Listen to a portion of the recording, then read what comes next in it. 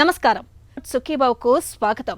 ఈ రోజు సుఖీబావులో ఈ విటమిన్ లోపిస్తే పసిగుండెకు ప్రమాదం, గుండె గుట్టు విప్పే కాల్షియం స్కోర్, ఆరోగ్యాన్ని పెంపొందించే సంగీతం, మోకాళ్ల నొప్పులతో బాధపడుతున్నారా? ఇంకా హెల్త్ టిప్. ఒక మొక్క పచ్చగా ఏపుగా పెరగాలంటే దానికి నిత్యం తగినన్ని నీళ్లందాలి. నీళ్లతో పాటు ఇతర పోషకాలు కూడా నిరంతరం అందుతూ ఉండాలి. మన పిల్లలు అంతే. ఎదిగే వయసులో వారికి అన్ని రకాల పోషకాలు అందినప్పుడే పిల్లల ఎదుగుదల చక్కగా ఉంటుంది. అయితే ఇటీవలి కాలంలో పిల్లల్లో విటమిన్ లోపాలు బాగా ఎక్కువగా కనిపిస్తున్నాయి. ముఖ్యంగా పాలిష్డ్ ఆహారాల మూలంగా పిల్లలకు తగినంత B1 విటమిన్ అందడం లేదని నిపుణులు చెబుతున్నారు. విటమిన్ B1నే థయామిన్ అని కూడా పిలుస్తారు. థయామిన్ లోపించినప్పుడు బెరిబెరి అనే వ్యాధి బారిన పడే అవకాశం ఎక్కువగా ఉంటుంది. ఈ బెరిబెరి వ్యాధి ప్రభావం పసిగుండెపై ఎక్కువగా ఉంటుందని చెబుతున్నారు డాక్టర్లు. కార్డియాక్ బెరిబెరిగా పిలిచే ఈ సమస్య గురించి ఇప్పుడు తెలుసుకుందాం. తెల్లన్నం ఒకప్పుడు హోదాకు సంకేతం. పేదలైతే జొన్నలు, సజ్జలు వంటివి తింటారని, డబ్బున్న వాళ్ళు తెల్లగా మెరిసే బియ్యంతో వండిన అన్నాన్ని తింటారనే భావన ఉండేది. ఇప్పుడు అది మారిపోయింది. ఇవాళ అందరూ తెల్లగా పాలిష్ పట్టిన బియ్యాన్నే తింటున్నారు. ఇలా అతిగా పాలిష్ చేసిన బియ్యాన్ని ఎక్కువగా తింటున్న వారిలో థయామిన్ అనే విటమిన్ లోపిస్తోంది. ముఖ్యంగా గర్భిణీల్లో థయామిన్ లోపం ఎక్కువగా ఉంటుంది. తల్లి నుంచి శిశువుకు కూడా ఈ లోపం సంక్రమిస్తోంది. ఫలితంగా ఏడాదిలోపు పిల్లలు బెరిబెరి అనే గుండె వైఫల్య జబ్బు బారిన పడుతున్నారు. మనం తినే ఆహారంలో vitamin A, B, C, E, K ఇలా చాలా విటమిన్లుంటాయి. బి విటమిన్లో thiamine, riboflavin, pyridoxine, folic acid, cyanocobalamin ఇలా అనేక రకాలు ఉన్నాయి. వీటిలో థయామిన్ చాలా ముఖ్యమైనది. స్థూల పోషకమైన పిండి పదార్థం శక్తిగా మారటానికి ఇది తప్పనిసరి. బియ్యం పై పొరలో ఈ థయామిన్ దండిగా ఉంటుంది. అయితే బియ్యాన్ని ఎక్కువసార్లు పాలిష్ చేసే క్రమంలో ఈ థయామిన్ వెళ్ళిపోతుంది. ఈ విటమిన్ లోపిస్తే గుండె, మెదడు, ఊపిరితిత్తుల వంటి అవయవాలపై దుష్ప్రభావం పడుతుంది. ముఖ్యంగా నవజాత శిశువులకు ప్రాణాంతకంగా పరిణమిస్తుంది. బెరిబెరి అనే వ్యాధి అన్ని ఏజ్ గ్రూప్స్లో వస్తుందండి. కామన్గా ఏంటంటే మనకు లెస్ దాన్ 1 year చిన్నపిల్లల్లో, ఇన్ఫాంట్స్లో చాలా కామన్. దానికి మెయిన్ రీజన్ ఏంటంటే రైస్ని బాగా పాలిష్ చేస్తాం. సో ఆ విధంగా చేయటం వల్ల ఏమవుతుందంటే ఆ పై పొరల్లో, బియ్యం యొక్క పై పొరల్లో 2 పొరల్లో థైమిన్ అనే విటమిన్ ఉంటుంది. ఆ B1 అనే విటమిన్ ఎక్కువ కాన్సన్ట్రేషన్లో బియ్యం పొరల్లో ఉంటుంది. అది పాలిష్ చేసేసరికి మనం ఆ థైమిన్ అనే విటమిన్ని రిమూవ్ చేసేస్తున్నాం. సో ఇప్పుడు ఈ B1 విటమిన్, థైమిన్ అనేది డెఫిషియన్సీ ఉండటం వల్ల ఏమైందంటే ఆ ఎనర్జీ ప్రొడక్షన్ అనేది సరిగ్గా అవ్వదు. దానివల్ల లాక్టిక్ యాసిడ్ అని ఒక యాసిడ్ ప్రొడ్యూస్ అయింది.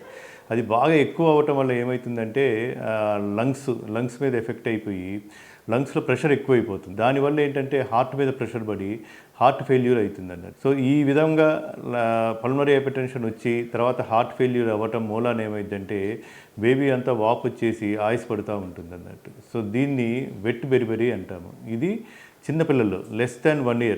కామన్గా ఏంటంటే లెస్ దాన్ 6 monthsలో మనం చాలా కామన్గా చూస్తూ ఉంటాము. రెండో కారణం ఏంటంటే డెలివరీ అయిన తర్వాత మదర్స్కి బాలింత పథ్యం అని చేస్తారు. బాలింత పథ్యం అని బాగా డైటరీ రిస్ట్రిక్షన్ ఆ విధంగా పెట్టడం వలన ఆ థైమిన్ అనే విటమిన్ అనేది అసలు బాలింతలో చాలా డెఫిషియన్సీ ఉంటుంది. సో తల్లిపాలు తాగే బేబీలో పాలల్లో విటమిన్ B1 లేదు కాబట్టి బిడ్డలో కూడా B1 అనేది ఉండదు, థైమిన్ అనేది ఉండదు.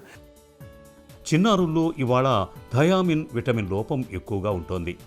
6 నెలల లోపు వారిలో 95% మందిలో థయామిన్ లోపం ఉన్నట్లు నిపుణులు చెబుతున్నారు. సాధారణంగా శరీరంలో థయామిన్ స్థాయి 60కి పైగా ఉండాలి.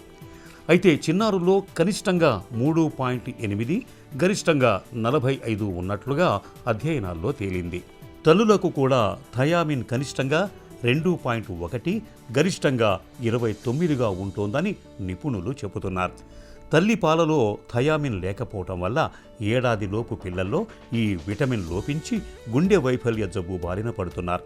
థయామిన్ లోపం ఉన్నప్పుడు చిన్నారి ఏడుస్తుంటే గొంతు అంతగా పెగలదు, పెద్దగా వినిపించదు, పాలు తాగలేక తరచూ డొక్కలు ఎగరేస్తుంటారు. ఛాతీ ఎక్స్రే తీసి చూస్తే గుండె పెద్దదిగా కనిపిస్తుంది. ఎకో కార్డియోగ్రామ్ పరీక్షలో గుండె పనితీరు తగ్గిపోయి ఉంటుంది. గుండె నుంచి ఊపిరితిత్తులకు వెళ్లే రక్తనాళం పుపుస ధమనిలో ఒత్తిడి పెరిగిపోతుంది. సాధారణంగా చిన్నారుల్లో 25 నుంచి 30 మధ్య ఉండాల్సింది కాస్త ఈ థయామిన్ లోపం ఉన్నవారిలో 90 నుంచి 120 వరకు ఉంటుందని చెబుతారు డాక్టర్లు.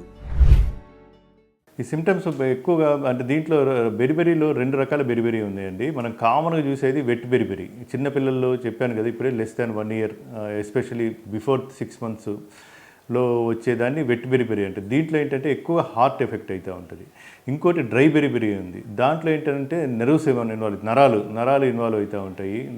వీక్నెస్ రావటము, తిమ్మిర్లు ఎక్కటం అవన్నీ. ఈ చిన్న పిల్లల్లో లెస్ దాన్ 1 year ఉన్న పిల్లలు చూసేది వెట్ బెరిబెరీ. దీంట్లో సిమ్టమ్స్ ఏంటంటే మెయిన్ పిల్లలు పాలు తాగేటప్పుడు ఆయాసపడటం, పాలు సరిగ్గా తాగకపోవటం, బరువు పెరగకపోవటం, రికరెంట్ లారింజియల్ నర్వ్ అని ఉంటుంది. అది ఎఫెక్ట్ అవ్వటం మూలాన వాళ్ళు ఏడ్చినా సరే ఏడుపు పెగలదు అన్నట్టు, అంటే సాఫ్ట్గా ఉంటుంది అన్నట్టు. ఇది కామన్ సిమ్టమ్. ఇది ఎర్లీగా మనం కానీ గమనించి డయాగ్నోస్ చేయగలిగితే ట్రీట్మెంట్ అనేది చాలా ఈజీ అండి. పిల్లల్లో థయామిన్ లోపాన్ని సులువుగానే సరిచేయొచ్చు. థయామిన్ లోపాన్ని సరిదిద్దితే పిల్లలు పూర్తిగా ఆరోగ్యవంతులవుతారు. అయితే ఆలస్యం చేస్తే పరిస్థితులు మరణం వరకు వెళ్లే ప్రమాదం ఉంది. థయామిన్ విటమిన్ను మాత్రల రూపంలో కానీ ఇంజెక్షన్ల రూపంలో కానీ ఇవ్వటం వల్ల మంచి ఫలితం ఉంటుంది. ముఖ్యంగా పల్మనరీ హైపర్ టెన్షన్ ఎక్కువగా ఉన్నప్పుడు వెంటనే థయామిన్ ఇంజెక్షన్ ఇవ్వటం వల్ల గంటల వ్యవధిలోనే పిల్లలు సాధారణ స్థితికి వచ్చేస్తారు. థయామిన్ లోపం పూర్తిగా నయమవుతుంది. కానీ థయామిన్ సమస్య ఉందని తల్లిదండ్రులు గుర్తించలేని పరిస్థితుల్లోనే చాలామంది పిల్లలు చనిపోతున్నారు. గర్భిణీ దశలో స్కానింగ్ చేసినప్పుడు పిండం గుండె పెద్దదిగా ఉన్నట్టు గమనించినప్పుడు ఆ మహిళలకు థయామిన్ మాత్రల్ని అందించటం వల్ల పుట్టే పిల్లల్లో థయామిన్ తాలూకు దుష్ఫలితాల్ని చాలా వరకు నివారించవచ్చు. మొదట మామూలుగా పెడియాట్రిషియన్స్ చెక్ చేసినప్పుడు ఎక్స్రే చేస్తారండి. ఎక్స్రే చేసినప్పుడు హార్ట్ సైజ్ పెరిగి ఉంటుంది అన్నట్టు, హార్ట్ కొంచెం ఉబ్బి ఉంటుంది. ఆ విధంగా జరిగితే వెంటనే ఎకోకార్డియోగ్రామ్ అంటే గుండె స్కాన్ చేయటం జరుగుతుంది. గుండె స్కాన్లో 100% దీన్ని డయాగ్నోస్ చేయొచ్చు. డయాగ్నోస్ కానీ ఎర్లీగా చేయగలిగితే ట్రీట్మెంట్ అనేది చాలా ఈజీ అండి. ఎప్పుడైతే మనం విటమిన్ B1 థైమిన్ అనేది మనం ఇంజెక్షన్ ద్వారా ఇస్తామో వితిన్ ఫ్యూ అవర్స్ బేబీ కంప్లీట్గా రెస్పాండ్ అయిపోతుంది. Within 4 to 6 hours lungs pressures చాలా తగ్గిపోతుంది. వితిన్ 24 hours ఆక్సిజన్ రిక్వైర్మెంట్ కూడా తగ్గిపోతుంది. అందరి పిల్లలాగా కంప్లీట్గా నార్మల్గా బ్రెత్లెస్నెస్ తగ్గిపోతుంది. ఇవన్నీ తొందరగా రికవర్ అవుతుంది అన్నట్టు. ఒకసారి కంప్లీట్గా రికవర్ అయిన తర్వాత ఆ ఇంజెక్షన్ బదులు ట్యాబ్లెట్లలో కూడా దొరుకుతుందండి. విటమిన్ B1 అనే ట్యాబ్లెట్ దొరుకుతుంది. అవి ఇచ్చి ఒక 1-2 months మనం ఆ ట్రీట్మెంట్ ఇవ్వడం జరుగుతుంది. ఎప్పుడైతే బేబీకి ట్రీట్మెంట్ ఇస్తామో ఈ బేబీకి ఈ బెరిబెరీ రావడానికి కారణం మదర్లో డెఫిషియన్సీ ఉండటం మూలన. సో అందుకని అట్లీస్ట్ 2 to 3 months మదర్కి కూడా ఆ ట్యాబ్లెట్స్ ఇస్తామన్నట్టు. విటమిన్ B1 ట్యాబ్లెట్స్ అనేది మదర్కి కూడా ఇస్తాము. So that she can continue breast feeding అన్నట్టు. పసిగుండెకు పెను ప్రమాదాన్ని తెచ్చిపెట్టే బెరిబెరి వ్యాధిని నివారించటం అనేది పూర్తిగా మన చేతుల్లోనే ఉంది. బియ్యాన్ని అతిగా పాలిష్ పట్టించటం మానుకోవాలి. సాధ్యమైనంత వరకు ముడి బియ్యాన్ని అంటే ఒకసారి పాలిష్ చేసిన బియ్యాన్ని వండుకొని తినాలి. వీలైనంత వరకు ఇతర ధాన్యాల ఆహారాలను కలిపి తినాలి. పిల్లలకు ఇదే అలవాటు చేయాలి. ఇక గర్భిణీ దశలో థయామిన్ లోపం లేకుండా చూసుకోవాలి. డాక్టర్ల సలహా మేరకు థయామిన్ మాత్రల్ని వాడుకోవాలి. చిన్నారుల్లో థయామిన్ లోపం తాలూకు లక్షణాలు కనిపిస్తున్నప్పుడు, పరీక్షల్లో గుండె పెద్దదిగా మారిందని తేలినప్పుడు ఆలస్యం చేయకుండా వెంటనే థయామిన్ ఇంజెక్షన్లను ఇప్పించాలి. ఈ జాగ్రత్త పిల్లల్లో థయామిన్ లోపానికి చెక్ పెట్టేస్తుంది. గుండెపోటును తెచ్చిపెట్టే రక్తనాళాల్లోని పూడికల్ని గుర్తించేందుకు ECG, 2D ఎకో వంటి పరీక్షలతో పాటు కరోనరీ కాల్షియం స్కాన్ కూడా చేస్తున్నారు. రక్తనాళాల్లో కొవ్వు, కొలెస్ట్రాల్తో పాటు కాల్షియం కూడా కొంత మోతాదులో ఉంటుంది. ఈ కాల్షియం మోతాదును అంచనా వేయడం ద్వారా రక్తనాళాల స్వభావాన్ని, గుండెపోటు వచ్చే అవకాశాలను చాలా వరకు అంచనా వేయచ్చని చెబుతున్నారు డాక్టర్లు. గుండె గుట్టు విప్పే కాల్షియం స్కోర్ పరీక్ష గురించిన వివరాలను ఇప్పుడు తెలుసుకుందాం.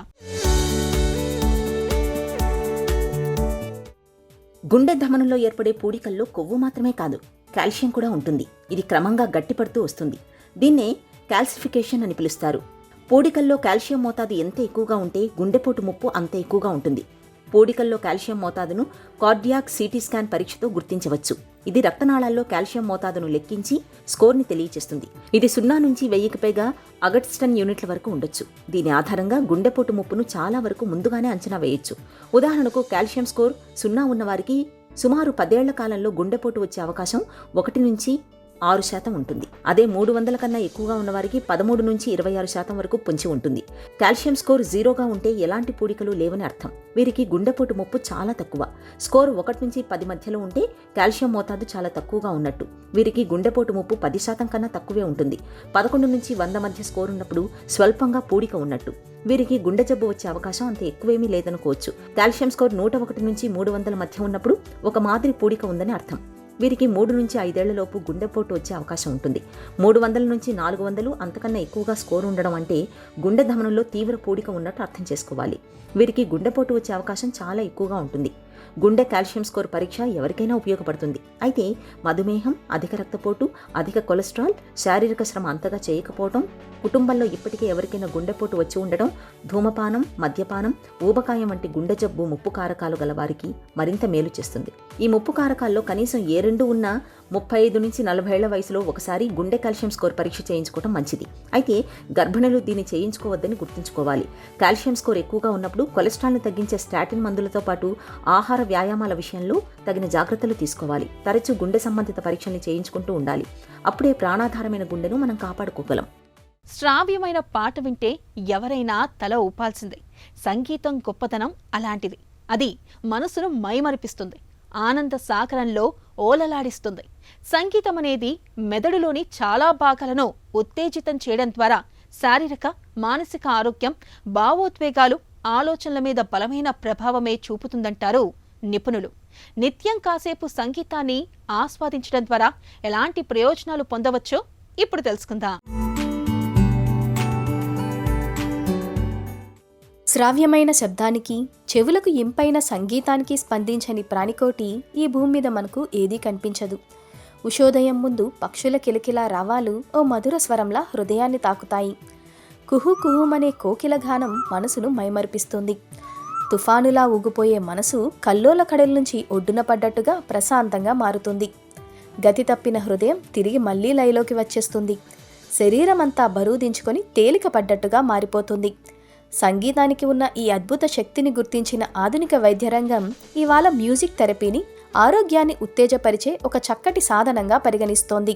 సంగీతం మెదడులోని చాలా భాగాలను ఉత్తేజితం చేయటం ద్వారా శారీరక, మానసిక ఆరోగ్యం, భావోద్వేగాలు, ఆలోచనల మీద బలమైన ప్రభావమే చూపుతుంది. సంగీతంతో మెదడులోని హైపోథాలమస్, అమిగ్దల, హిప్పోకాంపస్ భాగాలతో కూడిన లింబిక్ వ్యవస్థ ఉత్తేజితమైనప్పుడు భావోద్వేగాల ప్రతిస్పందన మెరుగవుతుంది. మెదడులోని బూడిద రంగు పదార్థం సెరిబ్రల్ కార్టెక్స్ ప్రేరేపితమైనప్పుడు మనల్ని డాన్స్ చేసేలా పురుకొల్పుతుంది.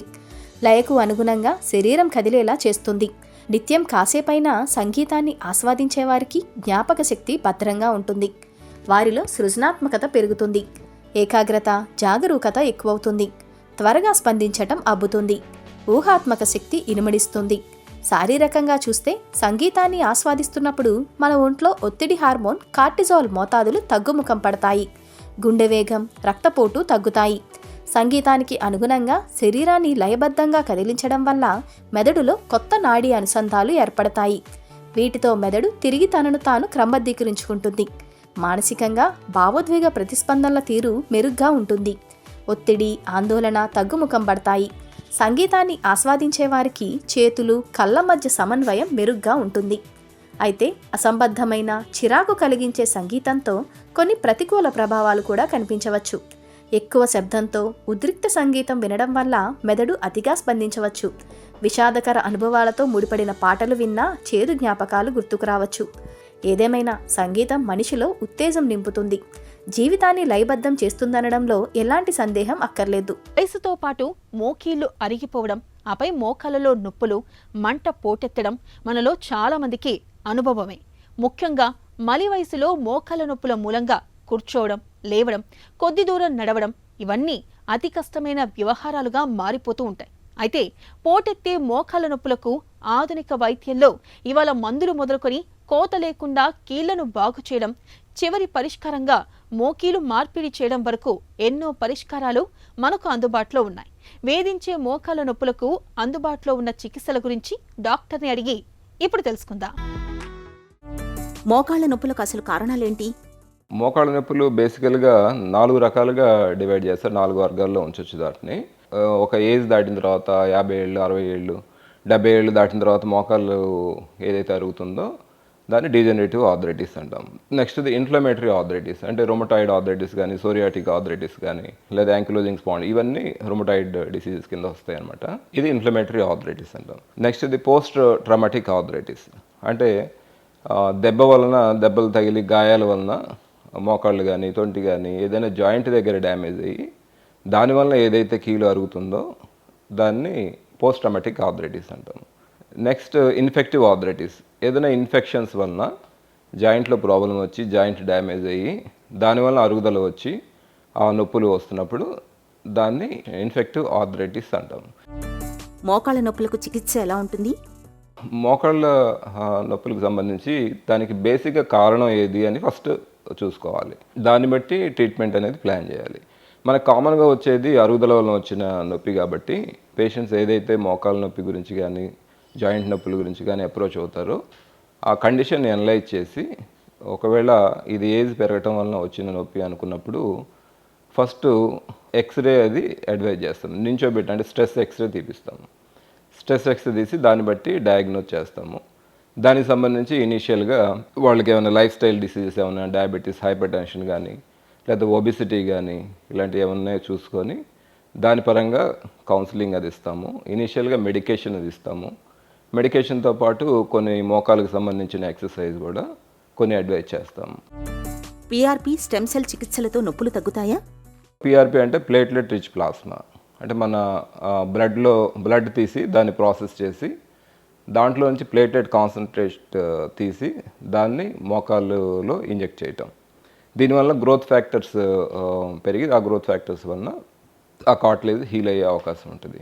నెక్స్ట్ ఇది స్టెమ్ సెల్స్. దీంట్లో 2 టైప్స్ ఉంటాయి. ఒకటి బీమ్యాక్ అంట, బోన్ మ్యారో యాస్పిరేషన్ సైటాలజీ. ఇది ఇలియక్ క్రెస్ట్ నుంచి బోన్ మ్యారో తీసి దాన్ని ప్రాసెస్ చేసి దాంట్లోంచి మీసెన్కైమల్ సెల్స్ ఐడెంటిఫై చేసి దాన్ని కాన్సన్ట్రేటెడ్గా మన జాయింట్లో ఇస్తామన్నమాట. నెక్స్ట్ ఇది ఎడిపోజ్ టిష్యూ డిరైవ్డ్ మీసెన్కైమల్ సెల్స్. ఇది ఫ్యాట్ టిష్యూ నుంచి ఫ్యాట్ లైపోసక్షన్ ద్వారా సెపరేట్ చేసి దాన్ని ప్రాసెస్ చేసి దానిలోంచి మీసెన్కైమల్ టిష్యూని మన జాయింట్లోకి ఇంజెక్ట్ చేస్తాం. దీంట్లో ఫస్ట్ది పిఆర్పి వలన మెయిన్ సాఫ్ట్ టిష్యూ ప్రాబ్లమ్స్ ఏమైతే ఉన్నాయో దానికి కొంచెం బెటర్గా పనిచేస్తుంది. అండ్ ఇది మోకాల అరుగుదలలో గ్రేడ్ 1, గ్రేడ్ 2 ఆర్థరైటిస్లో ఉపయోగపడుతుంది. ఈ స్టెమ్ సెల్స్ అనేవి బీమ్యాక్ కానీ లేకపోతే ఎడిపోజ్ టిష్యూ డిరైవ్డ్ మీసెన్కైమల్ సెల్స్ కానీ ఇవి గ్రేడ్ 2 అండ్ గ్రేడ్ 3 ఆస్టియోఆర్థరైటిస్లో ఉపయోగపడే అవకాశం ఎక్కువ ఉంటుంది. మోకీలు మార్పిడి సర్జరీ ఉపయోగమేనా? మోకాళ్ళ మార్పిడి ఆపరేషన్ అనేది ఈ మోకాళ్ళు పూర్తిగా అరిగిపోయిన తర్వాత గ్రేడ్ 4 ఆర్థరైటిస్ అంటే బాగా అరిగిపోయినప్పుడు ఇంకా యాక్టివిటీస్ ఆఫ్ డైలీ లివింగ్ అంటే తన పని తను చేసుకోలేనప్పుడు, నడవడానికి ఇబ్బంది పడుతున్నప్పుడు, ఇంట్లో ఉన్న చిన్న చిన్న పనులు కూడా చేసుకోవడానికి ఇబ్బంది పడుతున్నప్పుడు ఈ ఆప్షన్ని ఎంచుకోవచ్చు. మొదట మందులు కానీ ఫిజియోథెరపీ కానీ లేకపోతే ఈ ఇంజెక్షన్ ట్రీట్మెంట్స్ ఇవన్నీ ఫెయిల్ అయ్యి ఇబ్బంది మరీ ఎక్కువ అయినప్పుడు ఈ మోకాళ్ళ మార్పిడి ఆపరేషన్ అనేది చేస్తాం అనమాట. దీంట్లో మనం ఏదైతే కీలు డ్యామేజ్ అయిందో అది రీప్లేస్ చేస్తాం కాబట్టి ఇమీడియట్గా నడిపించే అవకాశం ఉంది. ప్లస్ రికవరీ కూడా ఫాస్ట్గానే ఉంటుంది. ఓన్లీ ఒక సింగిల్ మోకాలు మార్పిడి అయితే కనుక మనకి 3 రోజుల వరకు హాస్పిటల్లో ఉంటే సరిపోతుంది. వెంటనే నడిపించచ్చు కాబట్టి రీహాబిలిటేషన్ కూడా ఫాస్ట్గానే ఉంటుందన్నమాట. రోబోటిక్ నీ రీప్లేస్మెంట్ సర్జరీ ఎలా ఉంటుంది? ఇవి మెయిన్ కొన్ని రకాలుగా రోబోటిక్ని మాట్లాడాలంటే ఇమేజ్ బేస్డ్ ఒకటి ఉంటాయి. అంటే మన సిటీ స్కాన్ ద్వారా ప్రాసెస్ చేసి దాన్ని కంప్యూటర్లో ఫీడ్ చేసి దాని ప్రకారం 3D ప్రింటింగ్ తయారు చేసి దాని ఆధారంగా మనం ఆపరేట్ చేసేది. ఇంకోటి ఇమేజ్లెస్ రోబోటిక్ సిస్టమ్స్, ఇంకోటి ఎక్స్రే బేస్డ్ రోబోటిక్ సిస్టమ్, ఇవన్నీ ఉన్నాయి. అంతేకాకుండా దీంట్లో కూడా మెయిన్లీ 3 టైప్ ఆఫ్ రోబోస్ ఉన్నాయి.